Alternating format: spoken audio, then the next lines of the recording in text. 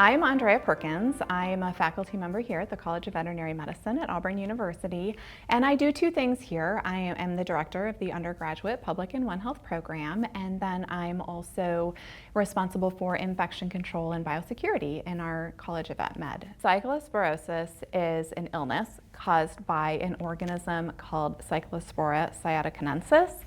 And that is what is classified as a parasite. So you might have heard of other types of microorganisms like viruses, bacteria, fungi. Parasites are essentially just a type of microorganism or germ that it's living, and it needs to live in something else, in or on something else that is living. This particular organism causes infection in the gastrointestinal tract. There's a lot of different symptoms associated with cyclosporiasis, but the primary symptom and what we're seeing a lot of with this outbreak is watery diarrhea. You might see headlines that are, using the term explosive diarrhea. That can look different for different people.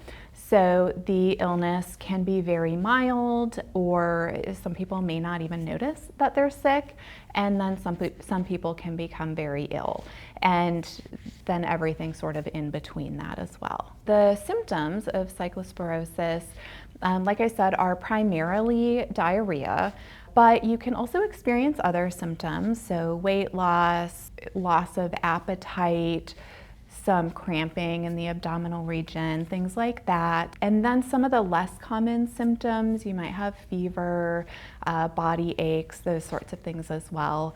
Symptoms usually show up sort of tricky. They can show up as early as a couple days or as late as a couple weeks, but usually it's about a week after you've been exposed to the parasite. The duration of illness is also sort of interesting with this particular germ. After you have been exposed, which usually occurs through ingestion, either of contaminated food or water, you can fall ill and experience symptoms anywhere from, a very short duration, a matter of days, or all the way to a month or longer. And what's sort of unique about this is that, you may develop diarrhea, severe diarrhea, mild diarrhea, just for a short period of time, and then it may seemingly resolve. You might start to feel better, and then it can come back. So it can sort of wax and wane over time, and like I said, that can last sometimes, over a month or more. Cyclosporiasis is contracted through or transmitted through ingesting contaminated food or water sources generally, and it's not spread from person to person. The reason for that is because once you ingest it, it's excreted out into the environment, and it needs to live in the environment and mature a little bit over the span of about a week or two before it is able to infect another person. And the one thing that's really nice about this question comes up is, does it affect animals? And you may be worried about, your dogs or your cats at home, but this is something that primarily impacts humans, so we don't need to worry about whether it's gonna be a problem or cause illness in our pets at home.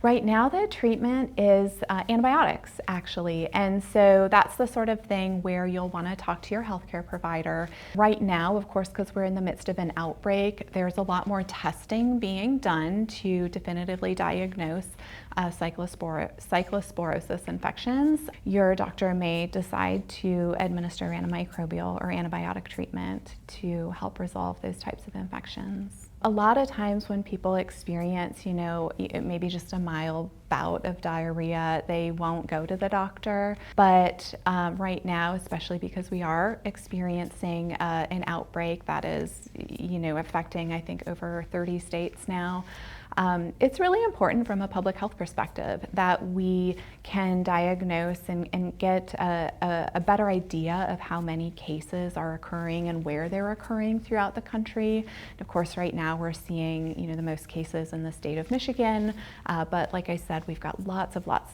and lots of states that are involved in this particular outbreak. This is public health in action, is kind of what we're seeing right now. One of the jobs of public health is to be, sort of always working in the background, performing surveillance, actively, passively, lots of different ways that they do this, to understand what is the normal number of cases of cyclosporiasis that we see in Alabama or in other states. The state right now that's being hit the hardest is Michigan. They've had, I think as of today, about 3,300 cases identified. We know that that's a problem because public health has been doing its job historically. That is, I think, over somewhere between 30 and 40 times what they would be seeing at this time during a normal year. And so that's what is an indicator to us that we have a problem. The populations that are at higher risk are, like with many illnesses, are going to be, young, old, immune compromised. This particular outbreak seems to be linked to specifically leafy greens and bagged lettuce products. We're not quite sure what the brand is or, lot numbers or any of those sorts of things at this point. But it does seem that there is a signal pointing to those particular food products. If you are going to be eating leafy greens, getting it by the head and peeling off the outer layers and rinsing it under water. It's always a good idea to wash, your fresh produce. But right now, until we know, a little bit more definitively what's causing this illness or what the source is, it's probably good to steer clear from fresh fruits and veggies. Cooking them to about 158 degrees is a good idea, or if you're able to peel your fruits and veggies, those sorts of things. Yeah. What makes this a little bit different is the high number of cases that we're seeing. It's not unusual that we'll see cases of cyclosporiasis in the United States. A lot of times it's linked to individuals who have traveled to subtropical or tropical areas. That's where this organism tends to be endemic, or you see it more regularly. But we do see, periodic cases popping up in the United States. It's, I think, the sheer number of cases that really raises a red flag. And so that's what, public health has been able to identify and is now working diligently to respond to through, conducting really rigorous and detailed surveys with every single case that's identified to try to pin down what that source is and then react and be able to hopefully prevent further infection.